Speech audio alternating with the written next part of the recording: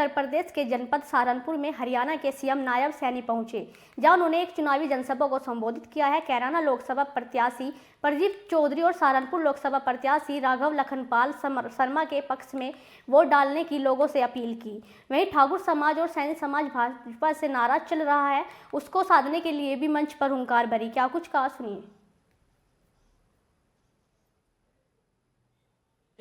Party के पदाधिकारी और इस भव्य कार्यक्रम में उपस्थित सभी महानुभाव, मातृशक्ति, आप सबको मैं दोनों हाथ जोड़ करके राम राम बोलता हूं।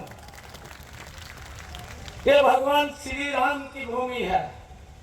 बोलो सियावर रामचंद्र की, बोलो सियावर रामचंद्र की।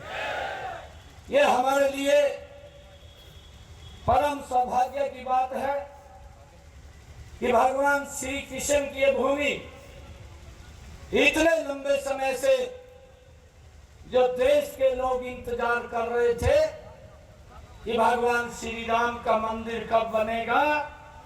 मैं आप सबको दिल से धन्यवाद भी देता हूं और आदरणीय नरेंद्र मोदी जी को भी मैं धन्यवाद देता हूं कि इन 10 वर्षों में भगवान श्री राम का भव्य और दिव्य मंदिर वो बन करके अयोध्या में तैयार हुआ है। भाई, मुझे याद आ रही है आदरणीय अटल जी इंडोनेशिया में गए। जब इंडोनेशिया में गए, इंडोनेशिया मुस्लिम कंट्री है, आज भी वहां भगवान श्री राम की लीला होती है। वहां के लोग रामलीलाओं का आयोजन करते हैं। अटल जी को कहने लगे, वहां के विदेश मंत्री उनके साथ बैठे थे कि अटल जी, भगवान श्री राम की जन्मभूमि अयोध्या है, भारतीय डिसाइड क्यों नहीं कर पा रहा कि उनकी जन्मभूमि अयोध्या है। अटल जी ने कहा कि हाँ, डिसाइड नहीं कर पा रहा, कोर्ट का डिस्प्यूट है, परंतु इस डिस्प्यूट को कोई खत्म नहीं कर सकता था।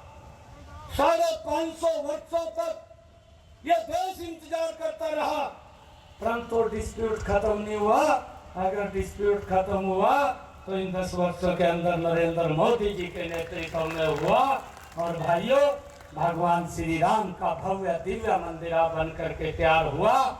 आज पूरी दुनिया के लोग तो आते हैं, परंतु लाखों की संख्या में भगवान श्री राम के दर्शन करने के लिए लाखों की संख्या में भारत के लोग भी भगवान श्री राम के दर्शन करने के लिए जा रहे हैं। आप सबको मैं इसीलिए बधाई देता हूं। यह सरकार काम करने वाली सरकार है, यह बात करने वाली सरकार नहीं है। 10 वर्षों में देश को एक नई दिशा, एक नई दशा देने का काम ये नरेंद्र मोदी की सरकार ने किया है। योजनाबद्ध तरीके से काम किया है। भाइयों, हम देखते थे, मुझे ध्यान में है, लगभग ये 2015-16 की बात है। अभी मैं बेट में जाऊंगा, बेट में भी कार्यक्रम है। मैं वहां पर एक जनसभा में था। मैं हरियाणा के अंदर मंत्री था। मुझे याद आ रही है वो बात, जब मैं मंच से बोल करके हटा, मंच से नीचे उतरा बोल करके, विधानसभा का चुनाव चल रहा था, तो मेरे को बुजुर्ग आए, 4-5 बुजुर्ग आए मेरे पास। यही बेहट की बात है। मैं जनसभा से उतरा तो मेरे को आके कहने लगे कि मंत्री जी कहा वोट तो हम आपको दे देंगे, परंतु एक काम करना आपने। मैं कहा क्या करना? वो कहने लगे, कहा यह गुंडागर्दी समाप्त कर दो। मैंने कहा कमल के फूल को वोट दो, गुंडागर्दी को समाप्त कर देंगे। तो मेरे को कहने लगे बुजुर्गों ने आपके क्या बात कही? कहा जी आप तो कर देंगे, परंतु मैं बाद का क्राइम करेंगे और हरियाणा में चले जाएंगे।